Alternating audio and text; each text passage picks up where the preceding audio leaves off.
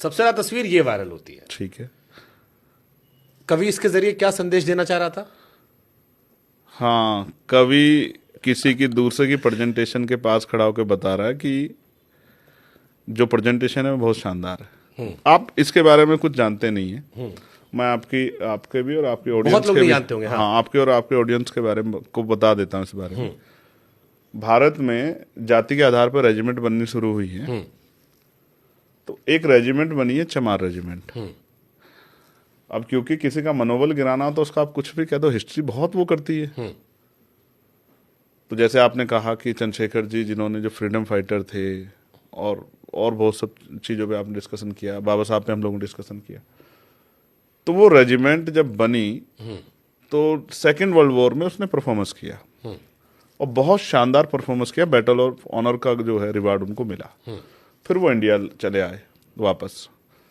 अब इंडिया में आके उनको कहा गया कि आप आजाद हिंद फौज के खिलाफ लड़ो, जो सुभाष चंद्र बोस के नेतृत्व में देश की आजादी की लड़ाई लड़ रही थी। इस स्ट्रक्चर के, इस विचार के लोग इतने समर्पित थे देश के लिए कि उन्होंने मना कर दिया कि हम आजाद हिंद फौज के खिलाफ नहीं लड़ेंगे, क्योंकि वो देश के लिए लड़ रहे हैं। तो उन्होंने कहा कि आपकी रेजिमेंट खत्म कर दी जाएगी। मैं आज दर्शकों को चैलेंज करके कहता हूं आपके यहाँ कि उनको हिस्ट्री को पढ़ना चाहिए।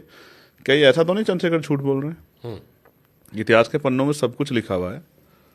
तो उन्होंने कहा कि हम आपकी जॉब्स छीन लेंगे, आपके रिवार्ड्स छीन लेंगे, आपकी इसको रेजिमेंट को खत्म कर देंगे। उन्होंने कहा खत्म कर दो, लेकिन देश के खिलाफ नहीं जाएंगे। और देन उन सब लोगों ने मैक्सिमम आजाद हिंद फौज ज्वाइन करके देश की आजादी की लड़ाई लड़ी। तो इस पे किसी को आपत्ति नहीं होनी चाहिए। नहीं, ये आपत्ति किसी को वैसे है भी नहीं। ये तस्वीर का मैंने नहीं है, बहुत आपत्ति है। ये क्योंकि इस तरह से कभी किसी ने प्रेजेंट नहीं किया। बहुत आपत्ति है। हाँ। आप नहीं समझते आपत्ति है। ऐसा चुभा है लोगों को लग गया कि ये कैसे ग्रेट हो सकते हैं। मैं कह रहा हूं हर व्यक्ति ग्रेट है जो मेहनत करता है। सही बात है। आप अपने काम में मेहनत करते हैं तो आप ग्रेट नहीं है क्या? सही बात है। मैं अपने काम में करता हूं तो शायद किसी को लगता है कि जाति के आधार पर ग्रेट नहीं होना चाहिए, लेकिन मैं कहता हूं देश का हर व्यक्ति या देश की क्योंकि जाति व्यवस्था है, हर वो व्यक्ति जो देश के लिए योगदान कर रहा है, अपने परिवार पर, अपनी जात पर, अपने देश पर गर्व महसूस कर सकता है। इसमें कोई गलत बात नहीं है। ठीक है। तो मैं फिर आपसे कह रहा हूं ये बोर्ड मुझसे, ये मेरा गांव नहीं है। मीडिया की उस पर कभी कभी मैं हंसता हूं कि हमारे यहाँ मेन स्ट्रीम मीडिया के लोग जो लिखते हैं, मैंने कोई आर्टिकल पढ़े, उन्होंने मेरा गांव खड़कोल लिखा है, मुझसे 12 किलोमीटर दूर है। उन गांव वालों ने बोर्ड लगाया। इसके इनोग्रेशन में मुझे बुलाया। मारा था जाके? नहीं, उनके इनोग्रेशन में मुझे बुलाया। अच्छा। कि वो हमने बोर्ड लगाया, आपको आना है।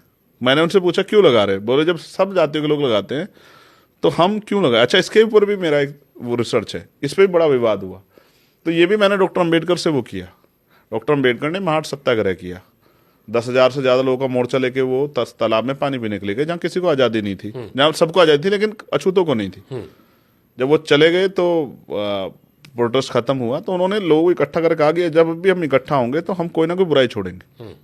उस दिन उन्होंने 3 बुराइयों को छोड़ने का। पहली, मरे हुए जानवरों का मांस नहीं खाएंगे, कोई गंदा व्यवसाय नहीं करेंगे, और क्योंकि देश में जाति व्यवस्था, इसलिए अपनी जाति पर संकोच करके अपने आप को, जैसा दूसरे ने कह दिया कि आप छोटी जाति का मान के अपना मनोबल नहीं गिराएंगे। जब तक जाति व्यवस्था, हम इसको स्वीकार करेंगे और कोशिश करेंगे जाति व्यवस्था खत्म हो जाए। तो इसलिए ये बाबा साहब अम्बेडकर ने कहा। लोग पढ़ते हैं नहीं, बस बोलते रहते हैं। तो अब लोगों क्या, अब वो फिर मुझे याद आएंगे वो एक एक्टर थे, वो राजेश खन्ना, कि कुछ तो लोग कहेंगे, लोगों का मैं कहना। ब्यूटीफुल। हालांकि क्योंकि और किसी दलित नेता ने कभी ऐसे कहा नहीं, तो शायद ये पहली बार था। यही आपकी स्टाइल। मैं कह रहा हूं देश का हर मेहनतकश आदमी वो ग्रेट है। सही बात है, मैं सहमत हूं। और हर व्यक्ति जो इस देश में पैदा हुआ वो भी ग्रेट है। नहीं, यस, किसी धर्म, किसी जात, मैं अकेला आदमी जिसने पार्लियामेंट में खड़े कहा कि भारत की महान जनता जिंदाबाद। सब अपनी पार्टियों का जिंदाबाद बोल रहे थे। मैंने कहा ये शायद मेरी रिहाई के लिए प्रोटेस्ट हुआ, इसमें मैं नहीं हूं। तस्वीर की बात कर रहा हूं मैं। हाँ, ये मेरे मित्र हैं जिनके घर पे मैंने तस्वीर खींची। रिबन ने ग्लास पहन के मुंह छुपताव देते हुए। अब रिबन है या क्या, ये तो मुझे नहीं पता है, मगर है। तो ये पोज भी उसी लिए था जो तब तो सोशल मीडिया का जमाना उस तरह से था कि आदमी अपनी जो है वो पिक्चर्स लगाता था। और मुझे क्या पता कि ये पिक्चर बाद में जाके इतनी फेमस हो जाएगी। आपने भी बहुत रैंडम क्लिक कराई थी ऐसे? नहीं, घर पे बैठ के। मेरा एक मित्र है जो अभी रेलवे में है, उसने फोन लिया नया। हम लोग गए थे, मैं किसी काम से गया था, तो मैं बैठा कुर्सी, मैंने कहा कि अपने फोन में मेरा एक फोटो खींच दो। लेकिन प्रॉपर पोज है, ऐसे ऐसे बैठ के, ये थोड़ा सा हमको लगता है कि बॉलीवुड वाला फ्लेवर आता है आपके अंदर। फिल्में या तो बचपन में बहुत देखी है। कितने साल पुराना है, आप आइडिया लगाओ। आज के मेरे फेस कट को देख के आइडिया लगाओ कितने हाँ साल है, पुराना है, कम से कम होगा 12 2010-12 के आसपास की पिक्चर होगी हाँ ये। तब का ही है। हाँ। तब मेरे बाइसेप्स आप देखते, मैं एक्सरसाइज करता था। तो कौन सा हीरो पसंद, संजय दत्त? नहीं, अब मैं इस पे चर्चा नहीं करना चाहता, क्योंकि अब तो जो हमारी लोग हैं, हाँ, अब उनको हीरो वर्शिप छोड़ के उनको मिशन मूवमेंट का काम में लगाना है, तो अब ठीक है, अब यही सही है। बट बॉलीवुड का इम्पैक्ट रहा आप पे, वो आपकी स्टाइल से थोड़ा हमको लगता है। गांव में आदमी टीवी देख के बड़ा होता है भाई, मैं गांव का या, आदमी हूं। या तो मिथुन चक्रवर्ती होंगे, या अजय देवगन होंगे, या संजय दत्त, ये 3 में हम दाव लगा सकते आप अपने टाइम के हीरो की बात कर रहे हैं, आपकी पसंद के हीरो की बात कर रहे हैं। मैं फिर आपसे कह रहा हूँ, सभी पसंद है, लेकिन जब वो हीरो, अब मैं नहीं कहना चाहता लोगों को भावनाओं को ठेस पहुंचे, भारत में भावनाएं बड़ी हैं। जल्दी आ मुई हैं। मैं उनको हीरो इसलिए नहीं मानता अब कि वो वाइन का भी ऐड करते हैं, वो गुटखों का जो तम्बाकू उसका भी ऐड करते हैं। वो हीरो कैसे हो सकते हैं जो अपने निजी फायदे के लिए, और हर वो सीमा लांघ जाता है जिसका दूसरे को नुकसान होगा। आम आदमी गांव में क्या पता है कि कोई किस चीज का ऐड कर रहा है, वो तो उसको हीरो मानता है। तो उसके हिसाब से अगर गुटखा खाना शुरू कर दे, सिगरेट पीना शुरू कर दे, शराब बियर पीना शुरू कर दे, तो इसको क्या हीरो कहेंगे? ठीक है। वो अब तो अपना पैसा कमाते हैं लोग। ये फोटो आती है एकदम जवानी, एकदम यस, कॉलेज की। हाँ, इस पे मैं बहुत ट्रोल हुआ हूँ। हाँ, मेरे जो मुझसे जो कम प्रेम करते हैं, हाँ। और स्पेशली जिनके लिए आप कह रहे हैं, वो कहते हैं कि पहले जो है चंद्रशेखर टीका लगाते थे, अब नहीं लगाते। अब मुझे ये बताओ, बदल गए हैं। आपकी एक सामने वाले की भावनाओं का सम्मान। अच्छा, इस टीके में खराबी क्या है मुझे? कोई खराबी नहीं है। पहली बात तो मैं इसमें खराबी नहीं मानता। कॉमन है कि हर जाति ग्रेट है, हर मजहब ग्रेट है। पहली बात तो मैं इस तरह के स्ट्रक्चर का हिस्सा उस समय तक नहीं था। दूसरा, मैं नहीं मानता आपको सबकी भावनाओं का सम्मान करना है। हुआ ये है, मैं लॉ का मेरा फाइनल ईयर था, मेरी माँ ने मुझे सिखाया कि किसी की बेटी का अपमान नहीं होना चाहिए। तो हमारे यहाँ जो फर्स्ट ईयर की बच्ची आती, बहनें हमारी, उन्होंने पार्टी रखी, फेयरवेल पार्टी। उन्होंने कहा कि भाई आपको आना है। लास्ट पेपर था तो हम लोग अवेलेबल थे। मैं गया तो वो गेट पे लेके खड़े थे, तो उन्होंने ये टीके लगाना शुरू किए। हम लोग अंदर जाके बैठे, फिर उनका कार्यक्रम रहा। और आप गजब की बात मैं नहीं बता सकता, क्योंकि वो पेपर्स किस सिचुएशन में हुए थे। और मुझे कहा गया कोई कुछ कहना चाहता, तो मैंने आके क्या कहा, मेरे उस समय का पूरा ग्रुप्स कहता है कि भाई मैंने धन्यवाद किया उन टीचरों का जिन्होंने मदद की हमें कि हम पास हो जाए। नकल खूब करवाई। ये आपकी बात है, इस पर मैं हामी नहीं भरना यूपी में तो नकल खुला रही है। मैंने मेरी पढ़ाई लॉ उत्तराखंड की है बोस। आप उस टाइम यूपी उत्तराखंड अलग थे? UP Uttarakhand, yes. अच्छा, ये यूपी तो 2000 में अलग हो गया ना। ये 2008-9 के करीब की बात है। एक बात मैं आपको और कह दूं, आप यूपी की सरकारों में जो कुछ हुआ हो, लेकिन अगर इस तरह से हम योग्यता के आधार पर यूपी को डिनाई नहीं कर सकते, क्योंकि बहुत सारे प्राइम मिनिस्टर जो हैं और बहुत सबको दिया देश को, यूपी को डिनाई नहीं किया। हाँ, लेकिन यूपी में नकल करके लोग पास होते हैं, ये सच्चाई है। और ये हमने बड़े करीब से देखा। माता जी हमारी भी शिक्षिका है, हमारे खानदान में आधा आदमी शिक्षक है।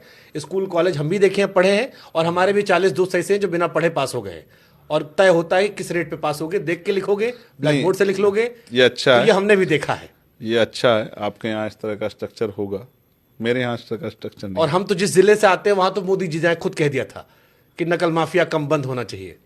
ठीक, अच्छा है, सरकार इस बात को जानती है। हाँ। बस इसको रोकने का प्रयास भी आप तिलक उलक लगवाते हो? अभी भी कल भी कहीं था, उन्होंने लगाया। मैं दे दूंगा फोटो। आप कहीं तिलक वाली फोटो तो नहीं आती? मैं अभी दिखा दूंगा आपको, कल की फोटो आप कहोगे तो। चलो एक और बढ़िया फोटो दिखाते हैं आपको।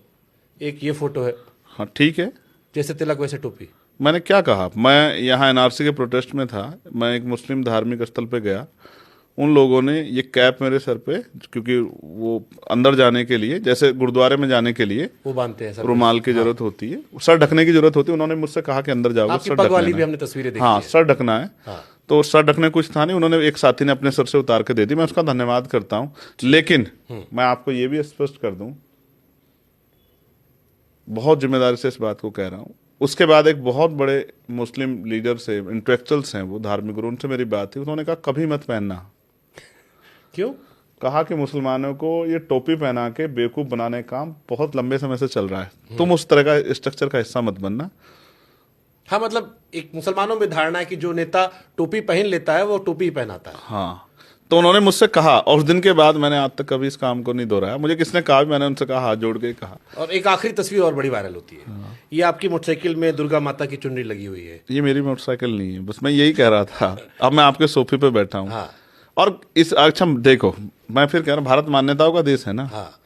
तो अब मेरे बहुत सारे दोस्त हैं जिनकी हिंदू बुलेट है धर्म, ना? हाँ, बुलेट है ये। हिंदू धर्म में जिनकी बहुत सारी वो है। हाँ। ये मेरे उसी साथी की मोटरसाइकिल है, रेलवे वाले की, जिसकी मैं जिक्र कर रहा हूँ। हाँ। मेरे फादर ने फोटो मुझे, लेकिन पोज देखो फिर वही वाली है। अब इस वजह से किसी को जलना नहीं चाहिए। तो अब उसने नई बुलेट खरीदी, हाँ। वो लेके आया। हाँ। तो मैंने कहा कि जब बुलेट लाए तो किस साल मेरी की फोटो है ये चुनरी वाली? ये 2007-8 के आसपास की होगी, 9-10 की भी हो सकती है। तो मैंने उनसे कहा कि जब बुलेट लाए तो मेरा एक फोटो खींच दो। तो अच्छा मुझे ये बताओ, फिर मैं आपसे कह रहा हूँ, अब मैं ट्रैवल करता हूँ, मैं आपको बताता हूँ, मैं कहीं गया तो जैसे, अब सब वर्कर तो बहुत मजबूत नहीं है, किसी जिले में किसी इंसिडेंट में जाना पड़ा, तो जैसे मैं बिहार गया तो यहाँ से गाड़ी तो नहीं ले जा सकता अपनी, तो वहाँ जो भी वर्कर होगा, और वो जाहिर किसी, सी बात है। क्योंकि सारी हर धर्म को मानने वाले, हिंदू धर्म को मानने वाले, सिख धर्म को मानने वाले, जैन धर्म को मानने वाले, ईसाई धर्म को मानने वाले, मुस्लिम धर्म को मानने वाले, और जो किसी धर्म को नहीं मानते वो भी सब लोग हमारी पार्टी में। तो अब वो गाड़ी लेके आए अपनी तरफ से बहुत अच्छी करके, और वो जिस भी धर्म की मान्यता के अनुसार, किसने चुनरी बांधी है, किसने कोई और धार्मिक वो रखा है, तो मैं उसको क्या कहूँ कि मुझे खुशी नहीं हो रही तो इसको हटा। नहीं, ठीक है, मैं इस पॉइंट पे मैं सहमत हूँ। ठीक अब है। भले ही कितना सच है कितना फसाना वो आप जानो, नहीं, जनता है, आप फिर समझो, क्योंकि इसका कोई प्रूफ तो है नहीं। आप कह रहे हो, हम मान ले रहे हैं, दर्शक को हम तय करने दे देंगे। मैं आपसे फिर कह रहा हूँ, मैं इस पर बहस भी नहीं कोई चाहता, मैं वो कह रहा हूँ जो फैक्ट है। देखो, आप यहाँ से अगर ट्रैवल करोगे, मैं आप ही के ऊपर छोड़ देता हूँ, प्रैक्टिकली आपको पता लग जाएगा। आप गए हैं बिहार में, समझ गया, आप जो लॉजिक दे रहे हो, होटल, मान लिया आपको, आपने होटल किया है, और आपने, क्योंकि आपका कोई जानकार नहीं, आपने उससे कहा कि वो उस गाड़ी भेज देना। अब उस गाड़ी को चलाने वाला किस धर्म को मानने वाला है, वो सही किस बात तरह है, की वो उसमें है, आप कुछ आप नहीं उसमें बैठो, आप उसमें क्या कर सकते हो?